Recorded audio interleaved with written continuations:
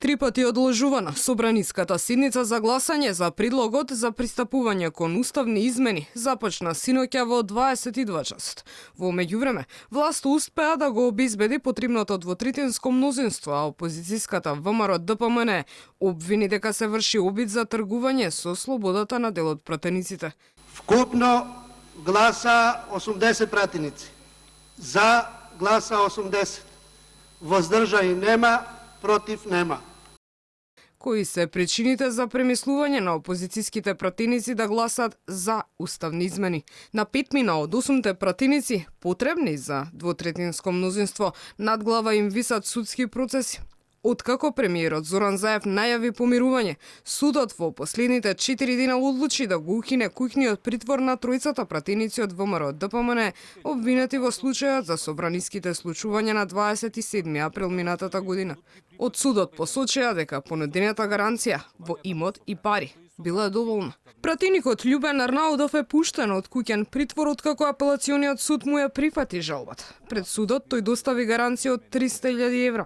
Василевски исто така беше пуштен да се брани од слобода со гаранција од околу 400.000 евра. Одлучи кривичниот совет на Скопска единица.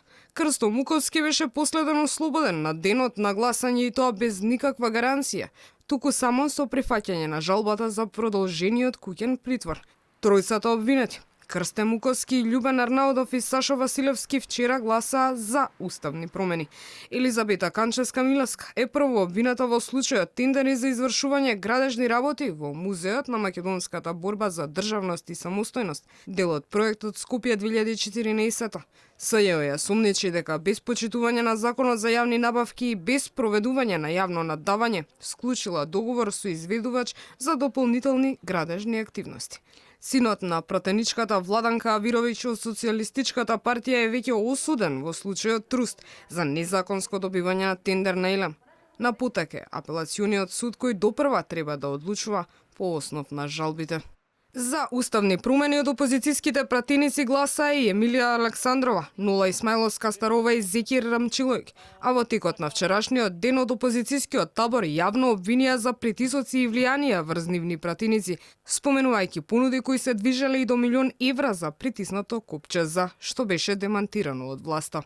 Елизабета Канчевска-Милевска, Емилија Александрова, Нола Исмаиловска, Сашо Василевски и Љубен Арнаудов, Крсто Муковски и Зекир Рамчилојќ од вчера не се членови на ВМРО ДПМН. Извршниот комитет на воредна седница ги исклучи од партијата, само еден час откако гласаа да се отвори расправа за уставните измени.